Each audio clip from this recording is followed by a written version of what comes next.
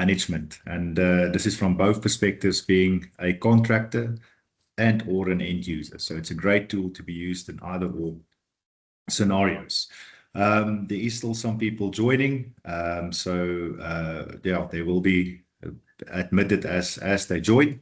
So yeah, but I will start the presentation in the interim. If there's any questions, please feel free to add it into the message box. We'll monitor that. And at the end of the presentation, we will answer some of those questions. And yeah, Clayton will monitor that for us. He's also on the call, our pre-sales manager. And yeah, at the end, there will also be a time where we can actually, let's have a chat about it. Doesn't have to just be a message. I'm more than happy that we have a discussion. And if there's anything that we can clarify, we will gladly do that. So let's start with the presentation. So as an agenda, we're just going to do a bit of an introduction on the product. We're going to look at some system topology examples, so how the equipment is actually laid out on your site and add it in. And then we're going to do a system description, just want to run through at a bit more detail in terms of what the system will provide you. And then we're going to move into a demonstration, which is obviously, which everybody likes, is when we get practical. So as an introduction, there's a few things that I want to run through. And it's important to understand, what the product will offer you. But firstly, why would you want to put it on your site? So, keeping fire safety equipment and alarm systems operating correctly across multiple sites is a complex challenge. In many instances, you've got a lot of sites that you have to manage that is very widely and in various locations, and it becomes challenging to manage all that information, and also making sure that you get to all those sites in time. There's multiple panel manufacturers, equipment being used within our market, and they have got varying functionality. If you look at the user interfaces, sometimes, they operate differently, and that can be confusing for the people operating it. In many instances, it could also be a scenario where the servicing company, doesn't always understand the product maybe fully because of the multitude of products that are available. But at the end of the day, we are still responsible for servicing those and making sure that our reports and servicing is in line with the requirements of the standard. A manual logbook must be maintained on a site according to your standard. So a manual logbook should be recorded or should be maintained in the sense of recording your events that take place. So if there's a fire alarm, reasons for that fire alarm, faults, what is the faults? Is it being attended to? Is the service company attending to it? Disablements, enablements, there's various things that has to be recorded in that book. And in most cases, this is not being done. We can honestly say when we go to a lot of sites, we can see that these books aren't always recorded appropriately. And it could be various reasons why. A lack of knowledge, the people as the operators on the site is maybe security personnel and not taking anything with all respect to security personnel. They might not be adequately equipped to manage that fire system. And then there's also a disregard of procedures. On many instances, you have an argument with an end user because he's just forgotten about it, and he's just not interested in that procedure because his daily duty is to focus on his functionality within his company and not to manage a fire system. So yes, there's various challenges out there with regards to operating. Security guards are the first responders in many instances, and due to the lack of training and understanding of the fire detection events, the information captured in that logbook or relayed is not always accurate or in real time as well. I think in many instances, the guys feels overwhelmed. They feel like they're going to press the wrong button. Maybe, don't understand how to relay that information adequately across. And that is also a challenge in many instances. Infrastructure for network panels or utilizing building management systems are complex and costly. Yes, we know that in many instances on your big and larger sites, building management systems is a very important tool to actually manage your systems that across the entire site, from security right through to fire, and even control systems, PLC. There's a lot of things that happens on some of these larger sites.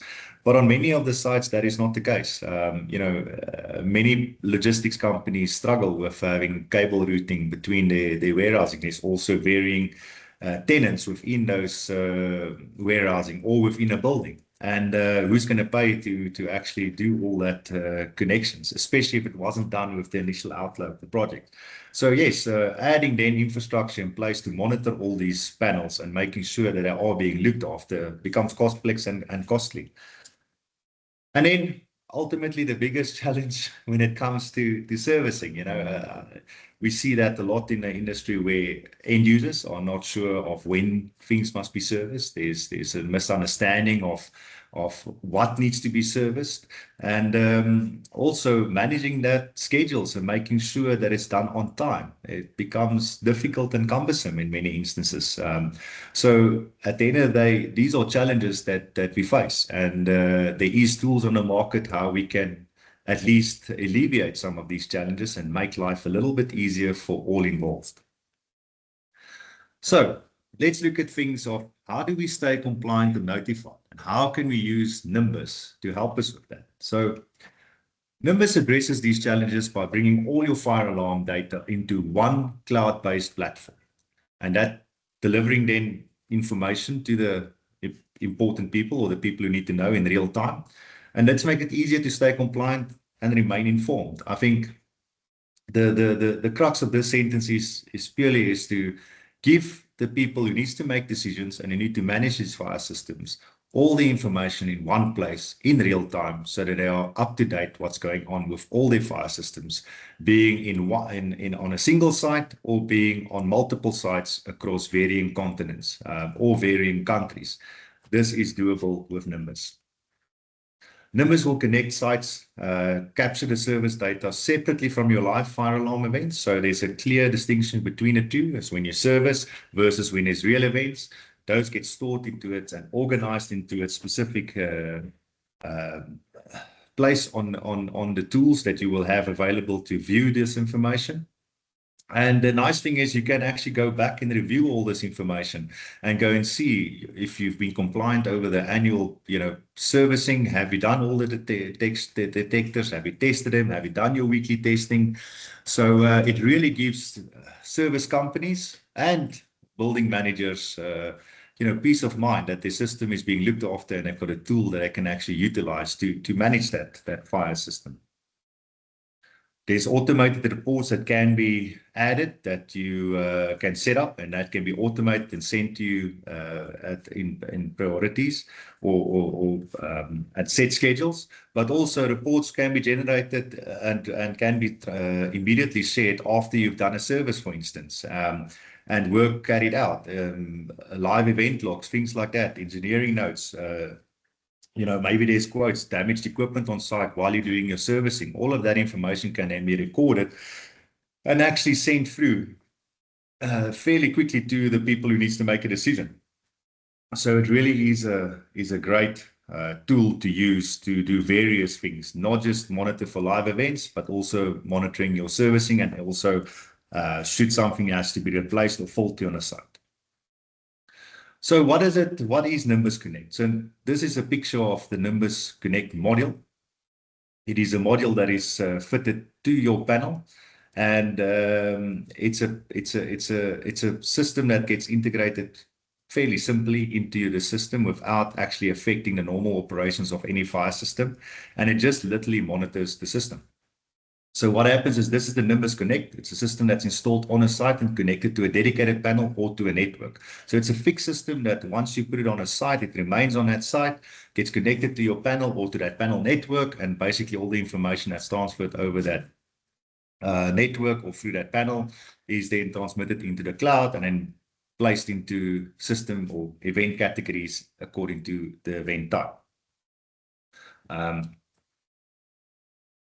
Then on this unit, there is also digital input, so it doesn't necessarily have to speak to a panel alone. There's other things that can be monitored as well. So there is digital inputs available for conventional panels as well.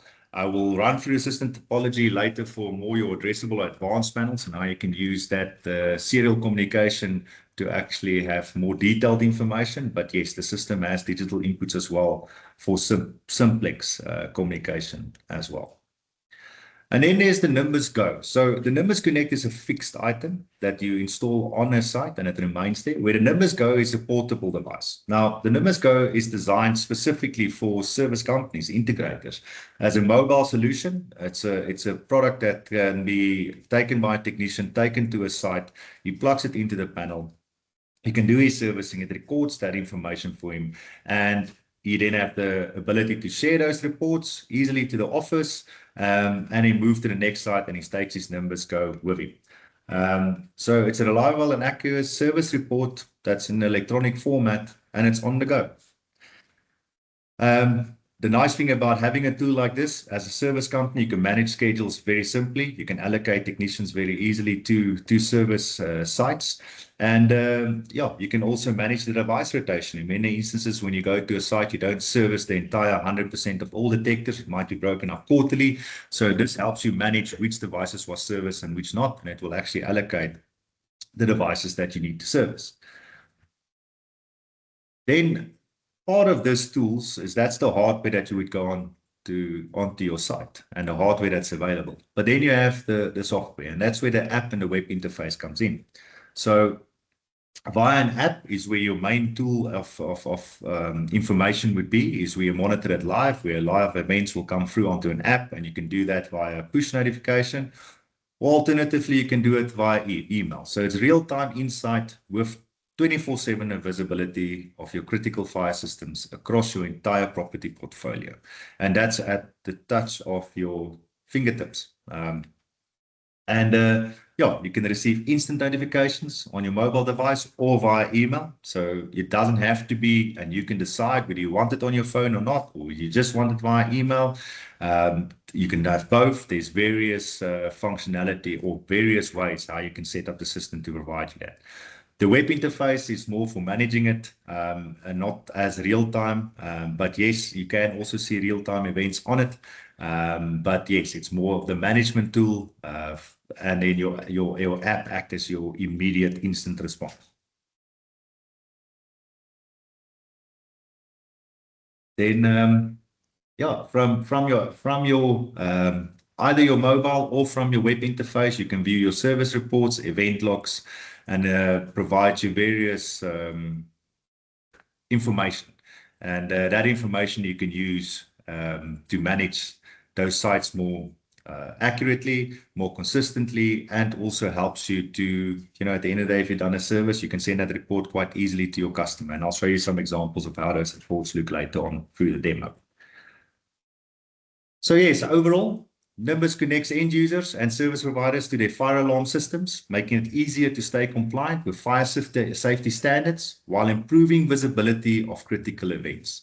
It also supports first responder processes that help save lives and protect assets. I think very important. I mean, if a person who has to react as the first responder to a system and he can have a notification on his app, it is vital, because that he could be doing a rounds on a site and not be at the panel. You can hear the sounders going off, but having the app that is on him also allows him then to react maybe quicker, as he will have an indication of where that event would happen. Also, let's say it's critical sites or high value sites.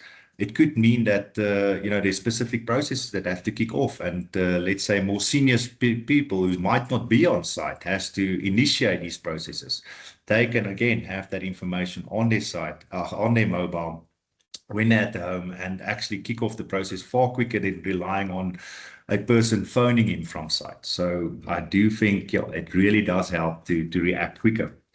Then also the beauty of this system is it is designed to retrofit into many fire alarm systems. It's not just specific to one fire system. It's a non-intrusive and cost-effective way to make existing life safety infrastructure smarter. So it's literally something you add on. There's various panel manufacturers this product can work with, and it's a simple non-intrusive installation. So it does not affect the existing operation of your panel on the site. So yeah, connect various fire alarm panels with ease, ensuring complete coverage and compatibility for enhanced safety. So here's a list of the panel manufacturers that it can work with, and there's many more that is still coming as they develop these drivers. And yeah, it's important that we utilize systems like this to help us manage our fire alarm system. So it does give you quite a nice flexibility in terms of how you can utilize it on the various systems and sites. So let's look at the system topology. So this is just an example using one of our panels. It's a TC5000 addressable panel. And just to show you the simplicity of how you would connect it. In this instance, it's just the Nimbus Connect device with a base card that I'm showing you on the right and the connectors of those base card. And this is just the one panel that we're monitoring. And what you would have to do is give the Nimbus Connect power, and you can do that off the auxiliary. Please note that if you are using the auxiliary, you need to just make sure that you incorporate it into your battery calculations so that you are aware that your battery, or that you can confirm that the battery backup is in line with the standard requirements and the site occupancy. And then there's a serial port on our panel. It's a RS-232 port. We set it up for printing events. And what would happen is any alarm fault disablement that happens on the panel will then be transferred via RS-232 into the Nimbus Connect. And the Nimbus Connect will take that information and put it in the cloud. So that RS-232 port, you can also decide whether, if you don't want to distribute enablements and disablements, you don't have to. If you just want to focus on fire, you can set up the events that you want to print. Obviously, I would rather say print all events, push all the events out into your Nimbus, and you can rather decide which notifications you want to receive. But at least you will keep a full locked-in of your system. If we then have multiple panels on a site, it is possible that you actually network those panels together. So in this instance, I've got that same base card, but with a network card plugged in, and I'm actually networking 3 panels in this example via RS-485. So they will communicate and send all their events across the network to a master panel. And that master panel will then act as the gateway into your Nimbus Connect. So panel 3, 2, and 1's information will all be then transmitted into the Nimbus Connect. And yeah, in your Nimbus Connect notifications, it will show which panel it comes from. And I will show you what I call a TOC, a table of contents later, if you can pull that information of the panel into your Nimbus, so that you labels, address, loop, all of those things matches with the panels that you are monitoring. And then one thing that we have to take in consideration, that the serial port that we are using in this instance is a first in, first out scenario. So if it's a fault and that was before the fire, you will push out the fault, then the fire. So it doesn't, in this instance, and in many panels on the printer port or the RS-232 port out, it doesn't manage the fire alarms. And that's where we have multiple panels. So just in this instance, I've just put 2 panels, but let's say you have 5, 6, 7 panels networked together. Our recommendation would be is to do it via a BMS interface. The reason for this would be is that the BMS interface is generally equipped to manage those alarms and make sure you push out the alarms according to their hierarchy. So you would always want your fire alarms to come first and foremost. And you can manage various other things in terms of in terms of the BMS interface. So it is good that you have a more intelligent device then in place when you have larger networks to manage those alarms being transmitted across that network. But again, TechnoSwitch is there. I think a lot of people who's dealt with us in the past know that we can advise accordingly, look at the functionality of the product, and depending on the site requirements, we are happy to help and make sure we provide the most optimum and efficient system for the specific application. So that's that in terms of the hardware, and I'm now going to focus a little bit more on the system description in terms of what the actual Nimbus then provides you. So this is all covered in terms of what the benefits are of using Nimbus to overcome the challenges that I've covered. We've looked at how we could implement the hardware onto our site and what that would offer you, and I'm going to delve a little bit deeper into the app, the web, and just to make sure the system all comes together. So why choose the Nimbus Connect? Okay, so I'm going to focus on the Connect in this next part. The Nimbus Connect provides you various things, but most importantly, Normally you would have to stand in front of your panel to actually view events, see information, see what fires, what faults it is. We now have the Nimbus Connect. It allows you to actually send that information into the cloud and have it available on your phone. So that's quite a nice and a nice feature to have. Secondly, by installing the Nimbus Connect device into your fire alarm system, it will make it possible to remotely view events and more. So great to be able to do that. It gives you information at your fingertips. It's non-intrusive, as I've mentioned, and it won't compromise the life safety system at all, because your life safety system or your fire panel still operates as it's intended to and as it's been designed to. You're just adding this on. I see, Gibran, you have your hand up. Hey, Hendrik, what's the add more part? So, and more. Yeah. Yeah, so this is just that specific sentence focus on the connect your device. It will make it possible to remotely view events, but I will show you some service reports, your weekly test reports for end users, and also the functionality with that in terms of managing that alarm system. So once I get to the demo, I'll show you what that more would mean then, and what you get out of it besides just your event log and live events. There's a little bit more in terms of the management of your overall fire system. Okay. Then the beauty of this device as well is that we have the option of it communicating either via cellular network, Wi-Fi, or Ethernet. You can use them all together for making sure that should one of the signal paths fail, there's another one to take over. So yes, it's got various options in terms of your communication, which provides redundancy of getting your information into the cloud. Then yes, once your data is sent in a secure cloud, it is a secure cloud. You can't edit, change that information, or play with that information. So there's no editing that can be done. So that's nice. It makes sure that the information that was on the panel is captured as is, and it presented as is. So yes, and then once it's in the cloud, it can be accessed either via a web portal or via the mobile app. The data cannot be edited or deleted and is regularly backed up, so very important. Okay, and then looking at the web portal. So for your web portal, once you're in your web portal, you can see various things. You can set up the system, configure it, and it's mainly for your engineers where the web portal will come in. But there is information you can view in terms of overall on your dashboard, how many systems is currently live, how many are connected, which is disconnected. There's a number of devices per site, the service percentage, so how far in that service duration and what percentage of those devices was tested. Same with your weekly testing. Is your weekly testing be done? So in your dashboard is quite a bit of information what you will be able to see. So yeah, you can access this from anywhere, and that's what's nice. So from anywhere where you have access into a Google Chrome or Firefox, whatever browser you're using, you can log on to this information and be able to view it. Yeah, so Nimbus captures all those information, and it actually then categorizes it into three basic logs: your events, servicing, and weekly testing. So that's basically how it categorizes it.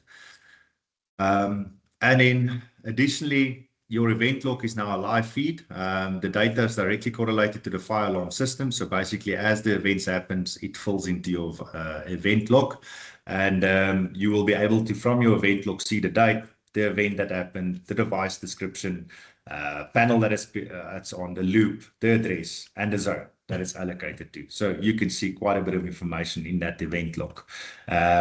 So yeah, that is also nice to see that live. Servicing information. Your servicing history shows the percentage of the system tested, so that's great. As I mentioned on your dashboard, you would be able to see that as well. But if we delve a bit deeper into the service reports, you will see it will actually break it down. How many call points detectors you have on site, what other devices in terms of iOS or warning devices are on site, what device has been scheduled for a service, and then also the percentage of devices that were serviced or failed. And yeah, there's various things you can do in terms of adding additional information to your service report. So for example, This device here, it shows you that the device has failed testing. And you can click on that. You can add in a photo to it to show why it's maybe failed. Maybe the detector was missing. So in this instance, when they serviced, the device was missing, so it wasn't there. That's the address and the loop that it resides on, the zone, what type of device it was, and there's a photo showing that the device was missing. So now you have the detail, and you can actually delve deeper into it, and you can see every single device that was tested and what the status of that was. So for instance, there's passed devices, there's failed devices, and there's your TOC. Was your TOC updated? Maybe your table of contents, that's a list of devices, where I'll show you again in the demo later how you could add additional devices on the fly or other devices, and I'll explain that a bit later. So yeah, you can see the full history of this devices, including timestamps, plus any notes, photos taken by your service technician. And then in the weekly testing as well, you can do the weekly testing results in seeing that from this web portal. It will show you what devices was meant to be tested or required to be tested with your weekly test, whether it was tested or not. And I think this is a big challenge for end users. We see that a lot. End users not understanding that they must at least test one call point a week, and they must also rotate across those call points. They can't just test the same one over and over. So, the weekly testing allows you to actually gives you that flexibility, or let's say gives you that information that, hey, you need to test. So first of all, it gives you an alert. And secondly, it will actually provide you the indication of which device you have to test. And you can actually do that on a cycle and make sure over a period you're testing all the different devices so that you can meet the requirements of the standard. And then, yeah, email. So besides the web portal, getting notifications is easy via email. Again, you can decide if you want it. There's a very simplex dashboard. We would set it up for the users, and you will say what you want via email or which you want via app. And you can have some, let's say, fire alarms via email, but you could have testing via app. So you can decide how you want to receive those notifications. Very easy to set up. And yeah, this is just some examples of the emails you would receive. So in the first one here, I just did the demo of a fire alarm. I activated that fire alarm. It will tell me the timestamp, the device name, the panel that it's on, the loop, the device address, device zone number, and type of device. In this instance, so that's the green one. In the blue one, so you can see it's also nicely color coded. In the blue, that was a call point or testing that I was conducting, a weekly test. So yeah, there my testing was done. I can see the call point that I was tested, and yeah, it's also again gives me the timestamp, the event, okay, device name, panel, loop number, device address, zone, and time. And then finally, this is just an example of a service record, of a service that I did. That was yesterday. There was 2 call point, 6 detectors, 8 in total. I did all servicing. I tested all the devices. All the devices did not pass this testing. So you would see in total only 87.5% of the devices was tested, but there is some more information that you can delve into. And here you could see at the bottom, I could put my comments in. Service was 100% complete. So I did the full service, but one of the devices were faulty. And yeah, in this instance, I could have added a photo and show why it didn't trigger or whatever the case might have been. So receive emails of fire faults, disablements, servicing, visit summaries, weekly testing reminders, and more. So yes, you can receive quite a lot of information via your email. So it's a great tool to be informed. Then the app. So the app is ultimately, the best user interface to use, as that gives you all the live information with notifications. If you so set up your phone, remember it's an app-based product, so you have to set up notifications according to what you want to allow onto your phone, with a sound, with a vibration, whatever the case might be. And you would also be able to go into your app and actually see live things. So on your app, if you want to push notifications instead of an email, it's doable. You send it to your to your phone, and you will get a notification there. It will tell you from where the panel is, what detector it is, and what zone it is, and a timestamp. You can then go into it from the app. You can acknowledge it. You can then say, okay, acknowledge there is an alarm, put a comment to it that you phoned someone or that you're attending to it or investigating to it. And then you can also then eventually clear the alarm by selecting, was it a false alarm, was it the real event? And again, you can put a comment to it. So then it gives you a nice timeline of what happened. As the fire came in, what was your first response or process to follow? And the next one is, well, what was the outcome of the event? And that is great. So it becomes kind of an electronic logbook at the end of the day.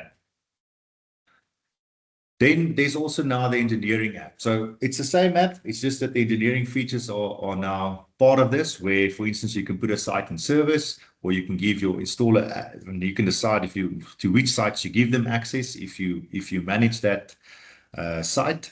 So yes, everything is controlled via access levels, and you can decide who gets access to what feature and function and what screens to view. Yeah, also based off that, it's in terms of security, it does require a password to log in, and it's also multi-factor authentication for the people that are worried about it. So yes, it's a password that you have to use to log in, and you also have to do a multi-factor authentication via either a mobile app authenticator or via email. So you can manage and control access into it. So yes, so in this instance, let's say we wanted to put a site into service. It can tell me on top, what devices are currently, what the state of those devices are. Each time you trigger the device while it's in service mode, it will give you, yes, it's passed.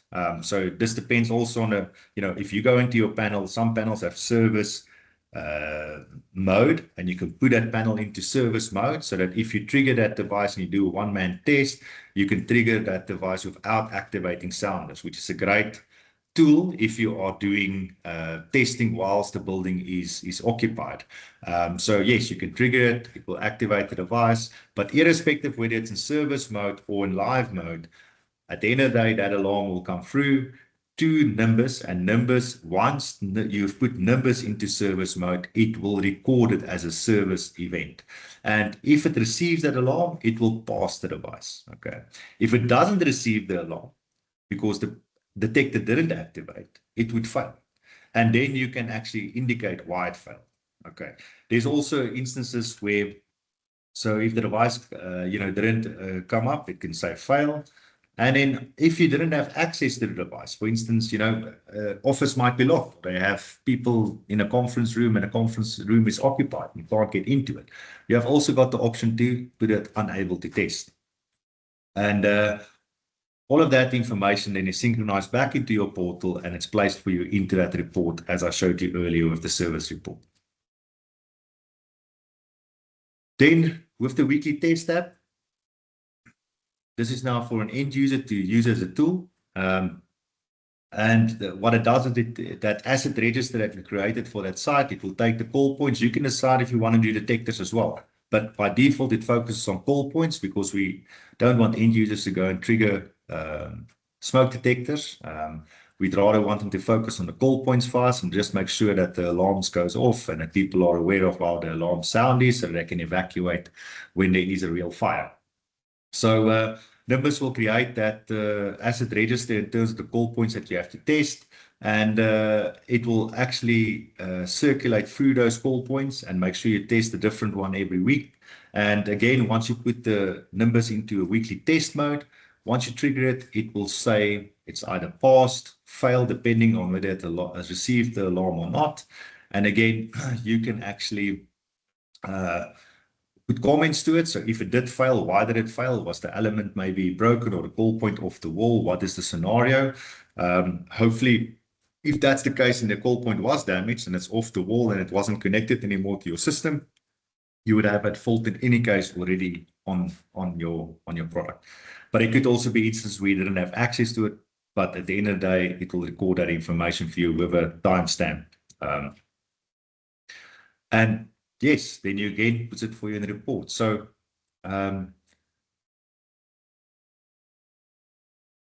there's also an option for control room monitoring. So up until this point, the app, the email, the web portal, that is meant for individuals that you can monitor, view the information. And again, there's not a limitation to the number of users. So you decide how many users you want for that site. And that users could consist of end users, could consist of service technicians, could consist of project managers. And there's unlimited amount of users you can add to a specific site. And they will all have to manage their own app depending on their access levels and what you want them to do. But then you also have the option to take that information and bring it into a control room software environment where people in the larger sites can access the information by means of a generic control room graphics. Don't want to say user interface, but it's a graphics display of that alarm. Events color-coded for you, and they can respond to it like they would do from a security guard perspective, or even on some of the sites where they have their own fire brigade. They have that information at hand, and they can obviously respond from a control room perspective. So yes, that is available as well. Okay, so that brings me to the end of the presentation. I don't know if there's any questions at this point in time or anything that I can clarify. Hendrik, there's just one question in the chat regarding the maximum number of panels that can be interconnected, or could you add as many as you like? So I think that goes back to your actual panel networking requirements. If you're going back to a BMS unit, just in terms of limit on the panels you could connect through. Yes, so that does depend on the panel manufacturer and how they manage those alarms.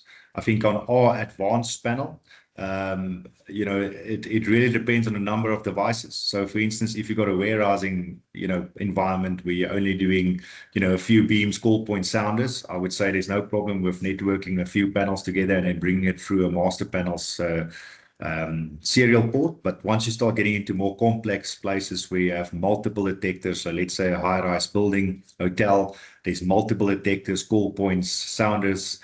In that instances, when you have, you know, 4, 5, 6 panels together, I would say that's the point where you have to start looking at putting a BMS in place so that you can manage that alarm and the hierarchy of those alarms. But that's on our advanced system. And ultimately, you know, on our system with a fault tolerant BMS, we can put 200 panels on a network. So that's the amount you could then bring through on your BMS. But there's no limitation then in terms of the numbers, in terms of the information it can handle coming through it. So we can load all those 200 panels table of contents, and that table of contents would then be registered within the portal. And yeah, it will show the status of those devices depending on the alarms it received from the BMS. Yes, Gibran. Sorry, just talk to us about like the licensing and what it's going to cost for the cloud and all of that. I think that's probably, I think it's a great product, but sure, I've spoken to quite a few clients about it. The fact that it can connect to more than one different panel. But yeah, if we look at the yearly license fee, I can't remember what it was, 15K or whatever, that's steep for, yeah. So I'm just thinking, what are the other options in terms of, Yeah. you know, getting it out there? Yeah. 100%. So if we talk about licensing, yes, there is a license fee that's applicable, and that license fee is an annual license fee. So in terms of the Nimbus Connect itself, there's one license fee in order to cover for that, and that license fee covers. So if it's even if it's on your SIM card, because it's an eSIM card that's in there, that covers the cost for that. But Gibran, the easiest answer that I normally have for that is if you take that annual license, and let's say, for instance, you had a panel on your site and you had to get Fidelity, ADT, or any of the security companies to monitor that. If you look at your monthly fee that's involved with that, plus what you actually get for that, you know, you can quickly see how it becomes value for money in terms of what you actually get for it. And I think, yes, it is steep. In many instances, people would look at it and say it is expensive. However, the property owners that I've spoken to so far can see the value in paying that money over and above, well, over the money they are spending currently on paying monitoring companies to just respond and not even have the information at hand to know what's going on in the buildings, especially after hours when they don't have access to the buildings or access to those fire alarm panels either. And that's more for properties that are not occupied 24 hours a day. In many instances, security guards, if I look at big warehousing sites, properties, where there's multiple buildings within that property or site, security guards would have access to some fire or form of fire alarm at the main guardhouse, but they would just know it's a fire in that building. Where that fire is or what that fire entails or how to respond, they wouldn't know. And that's where the building owners at the end of the day see the benefit from getting this information straight to them. The other part to this is also where it comes to part of managing their weekly testing and managing their service schedules. Insurance companies have been coming quite strict on this, and I want to see these type of things happening and being managed in line with the standards. Why? Because if it doesn't, it gives them an no, I don't want to say an angle to kind of question the fire detection system, because if it wasn't serviced and weekly testing wasn't done, how confident are you that your system is actually doing what it's supposed to do? So that additional tools over and above just the normal monitoring is also a benefit which these end users see. So yes, Gibran, sorry. No, it wasn't another question. It's just, yeah, I think, look, the big corporates, they'd spend the money. I think their licensing was 15K a year, which equates to like 12.50 a month. But, I could see this product being spread everywhere. And a lot of our sites are not, even though we do a lot of commercial. There's lots of normal sites that 12.50 a month is a lot for them. So, yeah, I don't know. And then I don't know. Well, I think it's always a case of putting a new product into a market, and this product was developed in the UK. So, and it's used extensively there. I think we also need to take our market feedback back to them, and I'm happy to do that. And I think once you've spoken to a few of your customers and they give you that input, bring it to us. Let's go speak to them. This is where the question comes from, is that I've spoken to some of our bigger corporates based on the information that Barry John shared with us, what the product is about, what it can do. And the question was on the licensing. It was, and I didn't even speak to any smaller clients, because me personally, I think it's a lot. Some of the big corporates might swallow the cost in terms of the value that it is offering. So we kind of gave them a rundown of what it's going to do, that we could monitor things and pull reports and all of that stuff off-site. And, we can monitor the whole process better. So they liked that. And they weren't big fans of the 12.50 a month. I think myself and Barry John discussed maybe upping the price of the Nimbus and working like a 5-year deal within there. I know a lot of my clients would rather pay that once-off cost, and then we address the story 5 years down the line. I don't know. So we're looking at options, but yeah. As I always say, for the smaller client, we're going to lose out a lot. Yeah, so I think what we need to do is and I always say, nothing is set in stone. Let's look at each scenario and let's work out a plan how we can, if they like the equipment and they like what they get out of it, let's have deeper discussions with those specific customers and see how we can meet their requirements. I mean, as TechnoSwitch, we're always open to having a discussion and seeing how we can help. So yeah, Gibran, if there's specific end users that you want us to go and see how we can work it with you, we'll do it as a partnership. Let's do that, and let's see how we can make it work for them at the end of the day. Okay. Thanks. Yes, Lance. Can this tie into other BMS systems, like Johnson control systems and that? Well, communicate to it. There is a driver that has to be developed for the Connect device. So the panels I showed you earlier was just mainly on the fire panel side of things, but there is drivers like Modbus, BACnet, things like that as well. Yes, Lance. So if there's specific requirements of the panel, just send us that information and we will gladly look at that. And if it's not there, it can always be developed. So just as part of any software company, there's a just want to mention this as well. There's always that challenge of recuperating their work being done to upkeep those drivers. If we look at Windows, so maybe given this also goes into, you know, part of why the cost is so high. Is also, if you look at just the tool that you get that you can use, that app has to be upkept, developed, new drivers has to come in. So you have to also, you know, recuperate your fees on your R&D, the cloud hosting. There's a couple of things that needs to be done. So Lance, yeah, but Nimbus doesn't. This is not a product that's just been developed and it's just going to stay like this. They definitely have an R&D team that's constantly working on it. We, for instance, know already our S3 panel, our lower cost panel, is one of the panels that they're currently busy with. They're developing a driver for that, and it's not far off. So yeah, they're always open to add more drivers on, and they're speaking to a lot of panel manufacturers in the UK and across Europe now. Yes, so. First of all, know who I'm talking about. Is quite a big site in PE. Let me try to convince them to go your ways, yeah. So.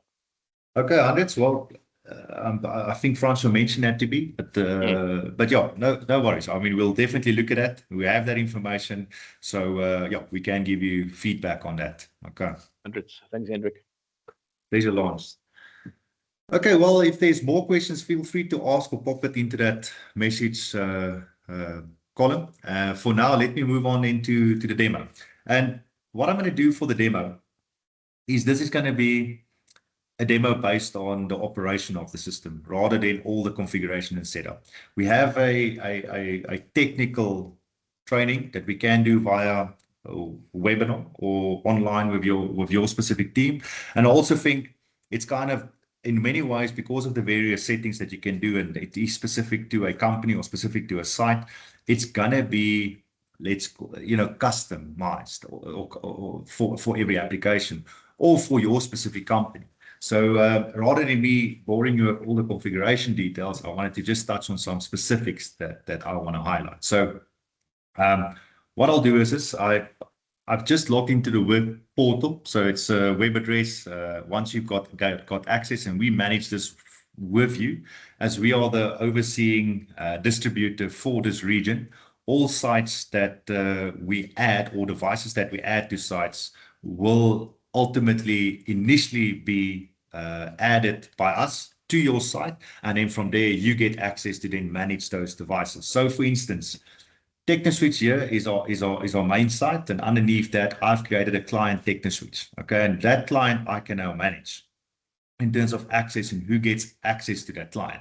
But within there I can also have all my different branches. So in this instance, TechnoSwitch is set up. I've got a Cape Town branch, Durban branch, exports department, Guebera branch, and Johannesburg branch. Now within Johannesburg, I've actually got two sites running there. So within that branch, I can also have two sites. So I have my JHP demo site.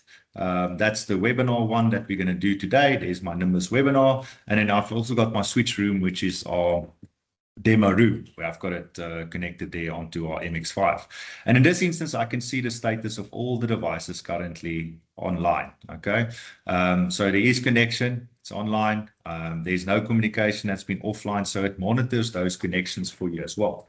It also gives you an indication of the devices that's currently part of the table of contents. So there's a table of contents per device or per site, and that table of contents will differ depending on the, or structure, or depending on the panel you have. But at the end of the day, most panels that are intelligent panels or addressable panels can export their device list, and that device list will show you the address, the loop, the zone number, the description. And that is what we need to import into the site or into the device once we set it up. So for instance, on my JHP demo, there is a table of content. I will just show that quickly for you. This is just I just want to show you a graphic representation of my site. So for instance, this is Guebera now. That's their demo. There's their TOC that I could import into this site. Just opening that up. And there it gives me the table of contents for them. Okay, so this is a demo site that I've set up. And we've just got our detectors on our demo boards that we've set up top left, top middle, top right, and so forth, that we've done. But that's a table of contents that we can see for this specific site, and that is importable or being able to pull it in. So you don't have to go and manually add this. Okay. So sorry, I just want to move this slightly away. Okay. Then just want to go back into here. So yeah, so this is what the screen provides you. Besides then all the devices, it gives you the service history, the servicing that's been done on those sites, and also the weekly testing. So for instance, I can see my demo, it's 100% of its service has been complete and 100% of its weekly testing has been complete. But I can, for instance, see Quebera. There's a little bit of an issue there. The servicing hasn't been done. So on this, the servicing hasn't been done and the weekly testing hasn't been done. So we need to resolve that. Okay. Then just to quickly give you an indication of how we set up access and things. So for instance, on a site 3, you again see that site that I explained earlier where Techniswitch is the main company. I've created a Techniswitch site, and within that all my branches are nested. And then I've also got users and master users that I can set up. But I can also have master users, but only allocate certain users for the specific site or specific equipment. So you can really, set us up, for instance, in an example, you've got a corporate business park, and within that business park, you've got multiple buildings. But within that building, you've also got multiple tenants, and you can really set it up that you give that you can split it up such that even the tenant then in a building only have access to each specific panel maybe, or function within the panel. And then, yes, I can go and give specific access. I can, per user, give permissions, view event log, view servicing. I can also set up notifications. I want all the live notifications, or I only want servicing notifications, or only weekly test notifications. So you've got quite a bit of flexibility there. Okay, so that's just a touch on the web interface and how you use that to configure. What I'll do is now I'll show you the actual app on my phone. So for instance, on my phone, there's an app that I've installed, Nimbus. When I click onto Nimbus, it will go into the Nimbus app. And once I log on there, there's a bit of information I would see there. Firstly, it's very polite. Good morning. Morning to you too, sir. And then, yeah, then from there, there's a few things that I can see. There's currently no events. All events are clear. I don't have any site selected, but I could select the site if I wanted to, for instance, go into my JHP demo site. I can select that site, and then it gives me a few options. I can either service or install more devices, or I can complete my weekly test. Going down, I can actually see upcoming testing. I can see Quebera. Its test is actually due. And this is based off, if I just switch back into my system here, I can actually set up specific permissions in terms of, well, let's put it this way. I can set up the site in terms of what it needs to, when it needs to do its servicing, specific dates. I can schedule specific things in terms of breaking that service up into quarterly services or only biannual services. There's many ways how you can set up that servicing schedule then. Yeah, so in this instance, if I go into the servicing part of it, I can see that servicing and when last servicing was done. And I'll touch on this once I do some activations and I go through it. But yes, you can see your servicing reports then for that site, weekly testing reports for that site. And again, you can edit the equipment. And if we edit the equipment by the web portal, so this one, get in here. If I edit the equipment, this is where I can set up parameters in terms of weekly testing, how often I want the testing to be done. I've got devices that needs to be tested, manual call points 2. I've got 2 in my table of contents. And then I can say, okay, well, the duration is 2 weeks. So in a 2-week period, I must test those 2 devices. That would mean it's 1 device per week. I can set the day I want to do that testing and the time I want to do that testing. And I can even nominate the person who must do that testing. Okay, so that he gets the notifications. So the nice thing for the end user is they've got no more excuse that they're not aware that they have to do the testing. They will get his notification. It will be locked in the system that they were notified, and they have to complete the testing. And if they don't complete the testing, it will obviously show up. So, yeah, very, very cool that you can do that.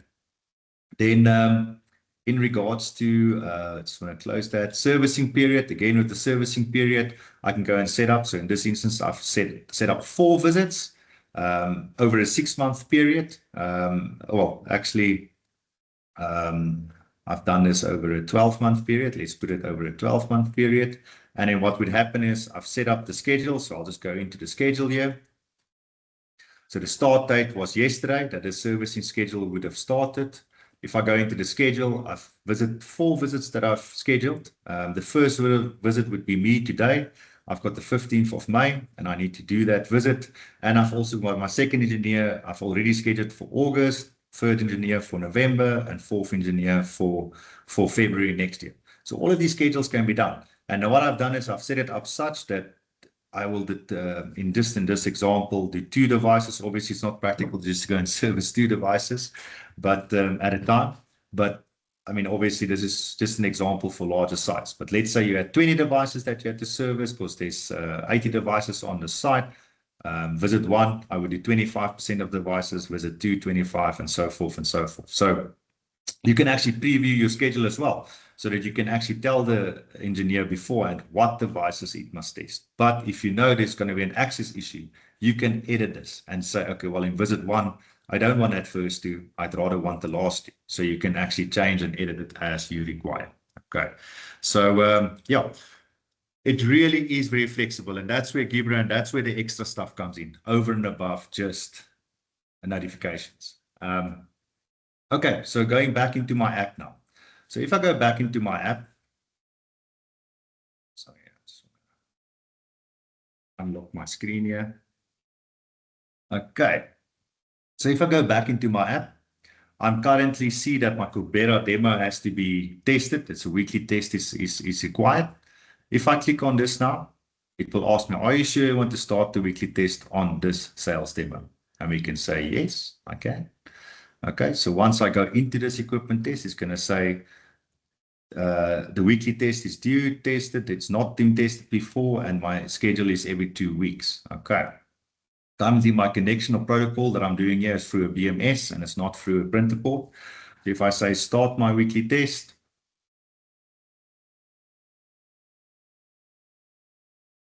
it's going to say to me, I need to test the bottom right call point, which is on our demo board. I need to test that specific one. It's in zone 2, panel 1, loop 2, address 4. I can either say I'm unable to test it because I can't have access, or it will fail because I can see the device is damaged and it might be in fault. So if it's in fault, hey, the test will fail. But let's say I do test it. Okay, I can go into my device now. I'm just going to connect to this device in Cubera. And I'm going to say, okay, so it's the bottom right device. I'm going to trigger this device. Okay. So I've actually activated the call point now in the Cubera test site. And now it's received the alarm. Okay. And once it receives the alarm, it will tell me it's passed. I can now add an advisory. So I can go and add an advisory and say, was there signs of damage on the device, or does it need reviewing, or any other information that I want to say? So let's say I want to add a comment here just to say, let's see, flap. Let's say I want to say the protective flap missing. The flap missing. Okay. So not fault flap, sorry. Okay. And I can say save, and it will save that comment. Okay, so done. I've done my testing. Testing was done by myself at 11 o'clock on the 15th of May, and I can say end test. Okay, done. There's a test done. That information will now be recorded. Okay, and I will be able to go and view that weekly testing result. Okay, so once I update this now, the upcoming weekly test would also then, that due would go away because it wouldn't need to now be tested anymore. The test was complete. And if I go back into my portal and I go into my events for Cubera,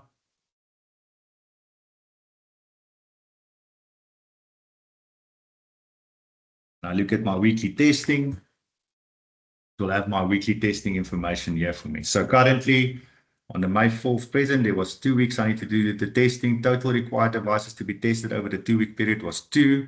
Tested devices 1. So I've done 1 of the first 2 weeks and 50% of testing done. Last week, you will see I missed the test. So it actually reports that information when you missed the test. But today I did the test and it passed. Okay. So I can go in there and I can show details. So what's the details there? I tested that specific device, PL2, Zone 2, and yeah, so that information is then recorded for you. Okay. Yeah, so that's the weekly testing and how that can show for you and bring up the report for you. In this instance, I will just show you I also received an email now. To show you the email that I've received. So here's the email I received confirming that the weekly testing was done. So weekly testing report for Cobera demo. The weekly test schedule was done by Leon. Okay. And I can see there's the description, sign off damage, protective flap missing. Okay. So it actually reports that description for you. So if you were in the office now, and you'll receive this because you were the service provider for that site, you could immediately send them a quote and say, hey, here's a cost to replace the flap, or they would be able to reach out to you and forward this to you, and you would be able to quote them accordingly. Okay. So that's quite nice to have that information at your fingertips. Okay. So the next step is, let's say, for instance, we need to do a service. Okay. So for instance, I've selected my sales. I'm going to select a different site. I'm going to actually switch to my JHB demo site. Okay. And I know my service is due for today because the service schedule is set for today. I'm the allocated technician for today. So as per my schedule, I need to service the site. So what I'll do is sorry, I just want to connect to the JHB demo site. Just give me a second here.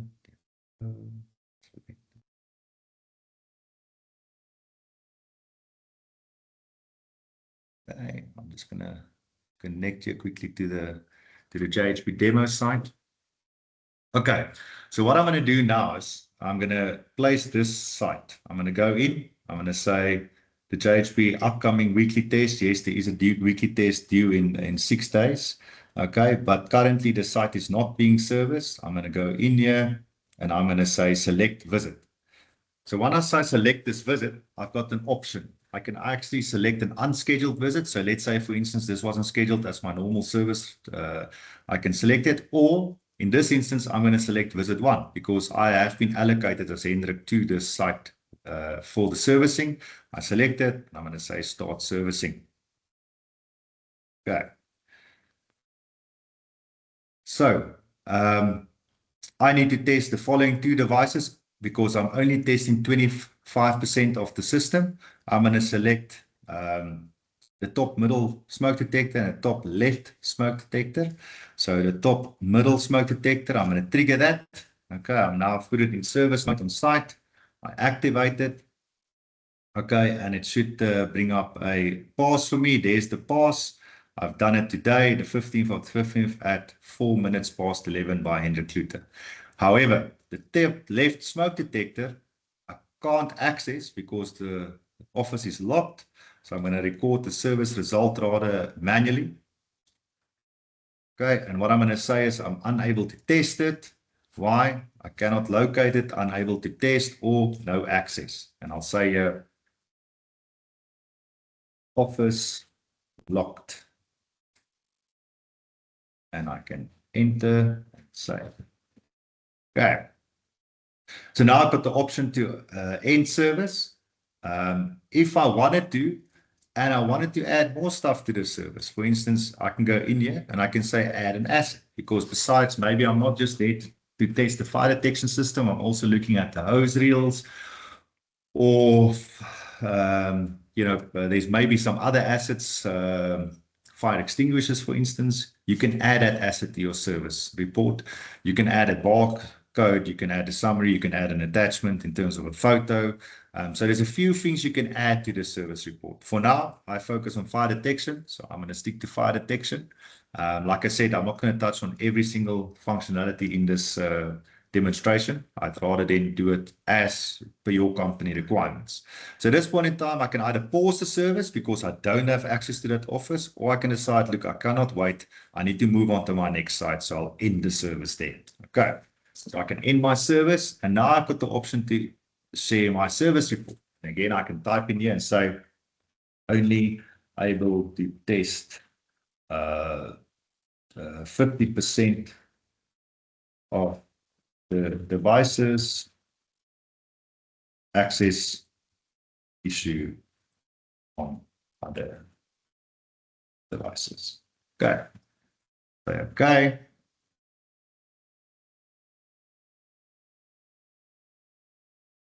And I'll confirm. And now it will email me the report. Just letting it finish there. Okay. You'll also notice on top that it will also give you an indication of the current status. The current one device passed. There's also the fire alarms of the previous weekly test and service that I've just done. If I had a fire alarm, well, if like in this instance, I triggered this device to bring up a fire alarm, I can go into this fire alarm and I can go and see, okay, it was triggered at 11:04. I read it now at 11:07, so 07. So there's a nice timeline to see the flow of the events. But let's say, for instance, I acknowledge this alarm and I can say, yes, busy servicing.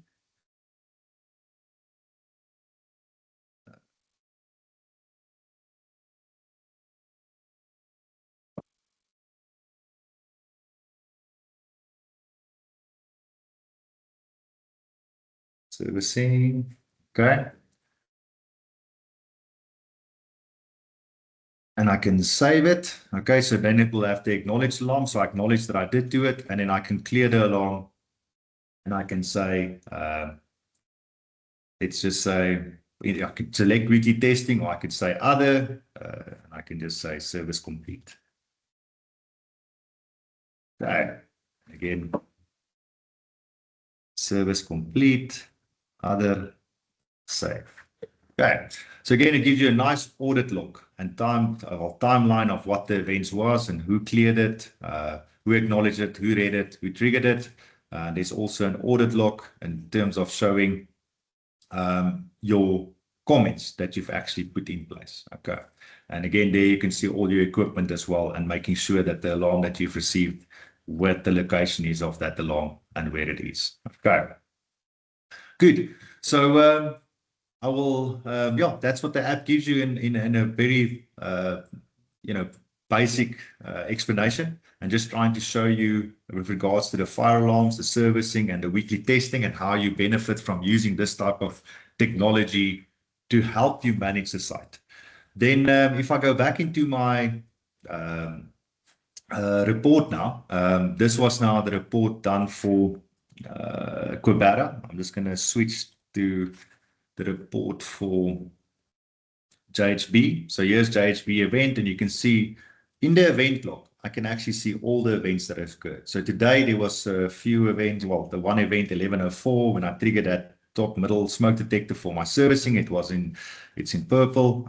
So there it is. It's been cleared. And if we go down here, that's all the events yesterday and that I tested when I set up this demo. So yeah, nice and easy way to view your event log. So let's go into that servicing report. So it's just generating that servicing report for me. So I can see this report was done. Devices that was tested, scheduled visits 1. There was 1 complete test visit done. And I can go in here and I can see, okay, percentage of devices tested. So just to give you an example, well, just to explain this, obviously 87.5%, that includes all the testing I did yesterday for this demo. And I can see there, you see, if I look at today, there was 1 alarm, but yesterday it was quite a couple of alarms. It also gives you the duration of that alarm. And I can also see the select the failed devices and what devices has failed. It will also show me the devices that was unable to test. Unable to test, devices that has failed, and then obviously the final once that was completed. So for today, I did one device and one device passed. Yesterday, I did 2 devices and 5 devices. Well, sorry, I did a total of 2 devices tested, 3 did not pass, and then overall 5 devices were looked at. Okay, so that's the total of devices that was tested. And then we can also go and see, show all the test devices. So I can go back in history and show, for instance, yesterday, show all test devices, and I can see all the devices yesterday that was tested and what happened there. There was, faults and failures on those tests. But let's say for today, I want to see all the devices that was tested. Those are the 2 devices as part of my service schedule. One I couldn't access because of the locked office, and the one that test successfully. So yeah, quite a lot of detail and information that you can see there. Good. So yeah, that is, I think, where I'm going to pause the demonstration. And I'm going to actually open up the floor if there's any questions or specifics that you want me to look at or address.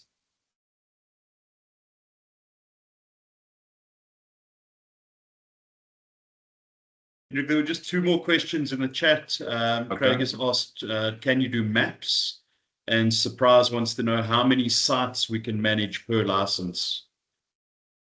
Okay, so how it works is so firstly, maps is not doable currently on that. Well, to a point, yes, but let's say as a default currently on this system, the way it is here, it's not there. On the control room monitoring software, if you want to add it on to bring all this information from your Connect devices into the control room, there is a way you can do that, yes. But it's not a graphics user interface package as such, where you can load maps like our Drax or like our other graphics user interfaces. This is more just going to give you a list of devices with the event logs, and you're going to monitor it in that fashion. Okay, sorry, there's I'm just okay. So yes. I hope that answers your question, Craig. Then in terms of the licensing, it's a license per Connect device. So you can have one Connect device, you pay that annual fee for that device, and whether you have 1 or 2 or 3 panels to it, you only pay that one license. But if you have multiple sites and you have multiple Connect devices, it's a license per Connect device.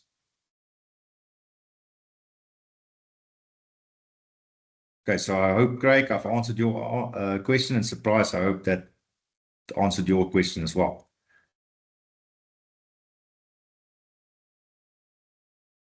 Happy. Good. Okay. Then I see there's quite a few other things in the comments here, but question-wise, I will leave it open if there for another minute or so. If anybody wants to ask any questions further. Happy? Good. So yeah, I think like I hope this webinar has given you some insight on it, and we touched on the functionality and feature set of Nimbus. Again, this is something that we can, and you can see with the unique setup and configuration in regards to access levels, alarm types that you want to get, scheduling. It could be very specific or specific to a company or to a site. So we are more than welcome to help you and guide you. And also, let's do a demonstration then with you that we can show you your specific setup and if it would work for your specific needs. I think that's also a nice way of handling it. Yes, Gibran. Hendrik, just a question with regards to like this demo that you did for us now. Yes. Is there going to be like a client version available? A lot of people are visual learners. I can sit with them and tell them 10,000 things. But when we show them some kind of visual aid as to what the system can, how the system will work for them, it makes it easier for us to sell it as well. Yes, we can set something up like that where we give you the option to demo it in this way that I've done it now. So yes, that is doable. Yes, Timothy. Yes, Hendrik. This is Timothy. I'm using my other device. So good morning to you. Good I morning, have two Timothy. questions. Yes. Yes, I have two questions. The first one is clarity on how many sites you can manage a license. I need a clarity on that. And the second one is on can you give access to a client who requires this access? Thank you. So Timothy, the licensing, you need a license per Nimbus Connect device. So for every single, so in this, if I show you on my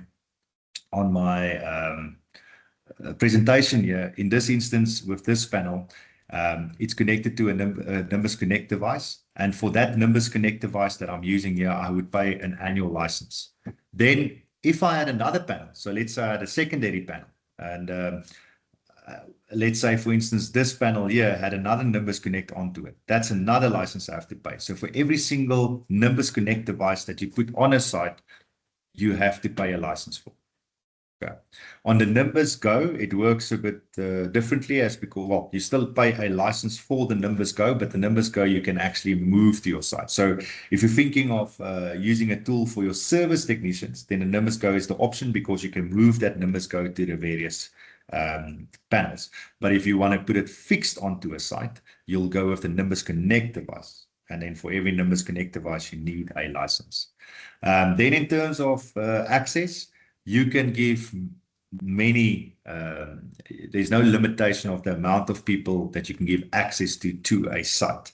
And you could give access to the end users on that site. You could give access to the service provider for that site. And you can give access to, let's say, a project manager or consultant, whoever needs access. And you can manage that access in terms of rights, what they can see, what they can control. And yeah, so obviously an end user, you don't want them to go and set and change service schedules, but you want them to maybe manage their weekly schedules. So that's the flexibility you have in terms of how you set up users.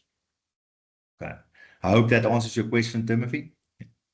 Yes, it does. Thank you so much. Pleasure. Then, yes, Cliff, good morning. Morning, Hendrik, how are you? Fine, thanks yourself. Very well, thanks. Hendrik, for 9 odd panels networked, it's still one Nimbus Connect. Correct. We could do that with the network where we do it either or depending on the number of devices. I'm just going to scroll up here quickly. So for instance, this is the multiple panels where we can still do it via the network of those panels and bring it through a single serial port into the Nimbus Connect device. So that's the one option. And if you've got a multitude of devices on each panel, the option would then be is to use a BMS and let the BMS then manage those alarms and push that information into the Nimbus. Okay, so you can do one Nimbus Connect with one license and it's connected to a multiple panels. Okay, I think we've got the BMS interface already in place. Yeah, so that's fantastic because for people who's worked with the BMS interface in the past, it just gives you a little bit more manageable options in terms of configuring in fire alarms, faults, disablements, things like that, and how that gets pushed through into the Connect. So yes, good. Great, thanks very much. Pleasure, Cliff. Good. So the system, the session is recorded, and we will share this recording with everyone. Then we will make sure we'll send it out to you all, and that you can also share it within your teams and your organizations to people who couldn't attend this session. And yes, as I mentioned earlier, I'm really open if you guys want us to do a presentation to some of your end users and we need to do a demo or maybe explain it firsthand to them and maybe also assist with understanding the layout and how we can assist on their sites. We're more than welcome to use our services. We will gladly assist you with that. And yes, we are always here to answer any questions. So even if you have questions now afterwards, please feel free to reach out to us and we will assist where we can.